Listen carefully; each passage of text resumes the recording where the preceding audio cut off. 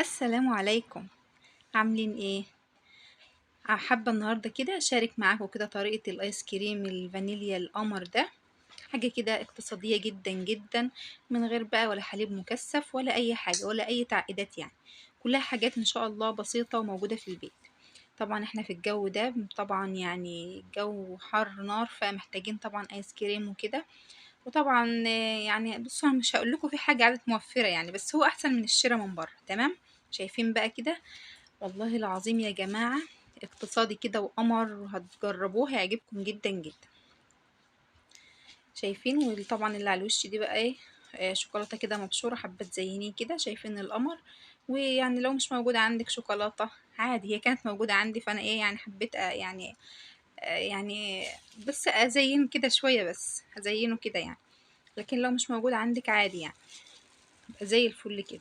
يلا كده نسمي الله ونصلي على الحبيب كده، وندخل كده على الفيديو نشوف المكونات بتاعتنا ايه. بس قبل كل حاجة ما تنسونيش بلايك بالله عليكم كده، وتصلوا على الحبيب كده. اللهم صل وسلم وبارك عليك يا حبيبي يا رسول الله. معايا كده كوباية ونص من الحليب يا جماعة، من اللبن يعني. تمام. ويا ريت اللبن يكون ساقع، يعني يكون في التلاجة. ومعايا نص كوباية من السكر البودر، ومعايا كوباية مليانة من الكريم شانتيه. كوباية، بصوا كوباية كبيرة كده هرمية كده. ونص كوباية من اللبن البودر برضو. ومعايا كيسين من الفانيليا. تمام. بما ان يعني ان هو ايس كريم فانيليا وكده.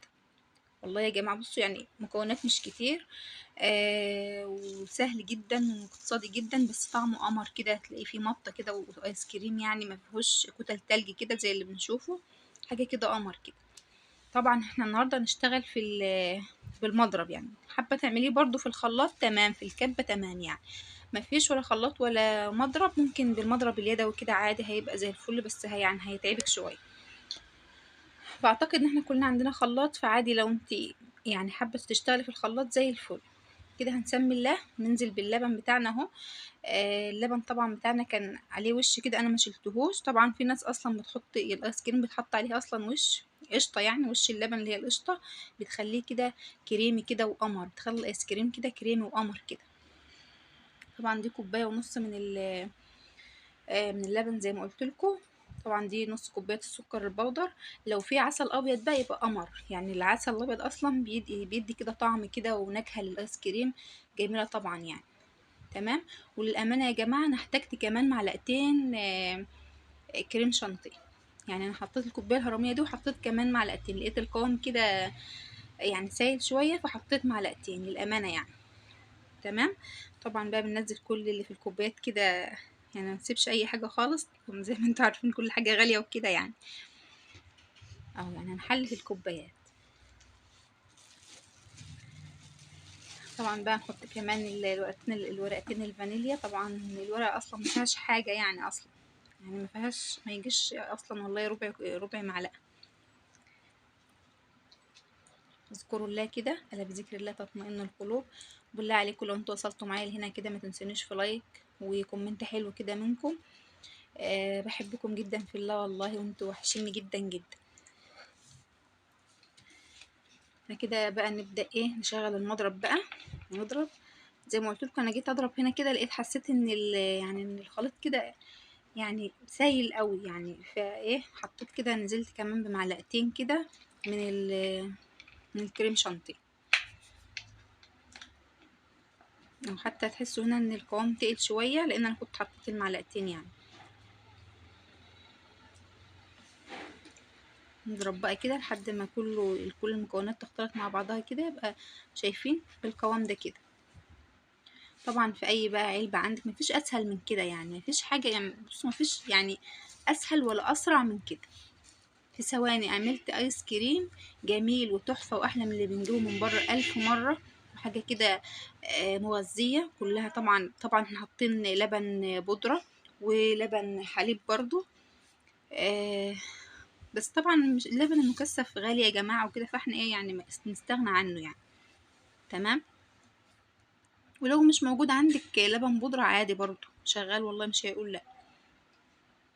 احنا بنعمل بالموجود والمتاح عندنا، بس بنحاول ان احنا نعمل حاجة نظيفة وبرضو في نفس الوقت موفرة. يعني العلبة انا هوريها لكم دلوقتي، علبة الصغيرة هتشوفوها دلوقتي ب5 جنيه، والله ما فيها حاجة. فيعني نحاول ان احنا بقى ايه نقتصد ونعمل كل حاجة في البيت، يعني كل حاجة. هو عامة ما عادش حاجة اقتصادية خالص، بس يعني نحاول بقى.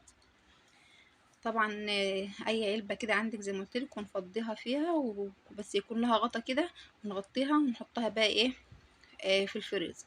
حطها بقى ساعتين 3 ساعات على حسب ما يكبر. انا عملته بالليل وطلعته الصبح، يعني بصوا حتى تلاقي العيال هم مكانوش صابرين، اكلوا منه كده شوية اهو. طلعته شايفين يا جماعة ولا؟ بصوا ايس كريم قمر كده اهو، في مطة كده، ولا في كتل تلج ولا اي حاجة.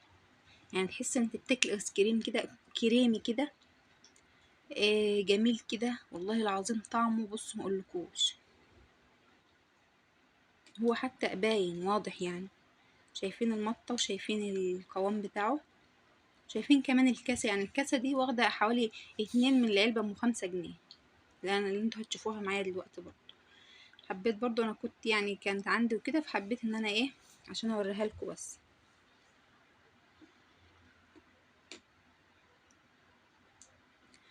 طبعا حابة تقدمي بقى في كاسات اصغر من كده، ممكن في كوبايات عادي، ممكن في علب برضو تكون عندك تلاجة، علب اللي هي جيلاتي برضو جايبة، يعني كنت جايبها قبل كده برضو تقدمي فيها عادي برضو.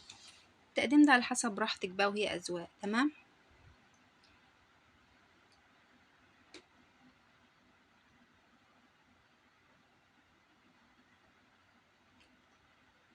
اهي العلبة الحمرا دي شايفينها والله العظيم بنجيبها كده مش مليانة وب5 جنيه.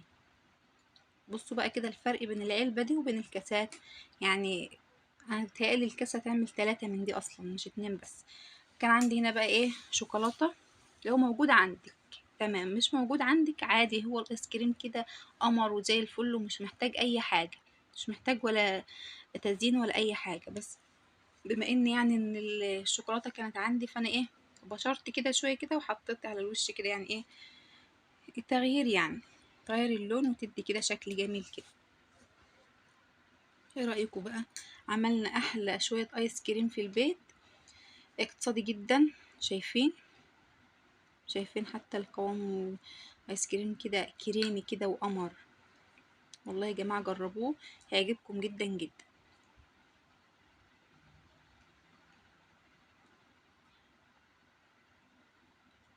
حاجة كده تحفة، حاجة عسل.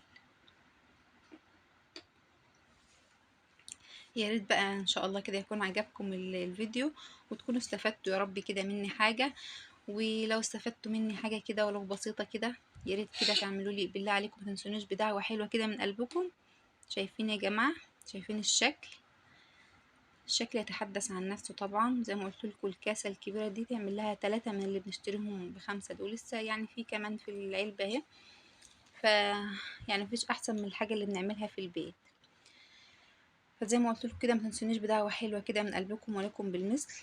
كل عام وانتم بألف خير، وبحبكم جدا جدا. متنسوش بقى اللايك الجميل من ايديكم كده. مع السلامة.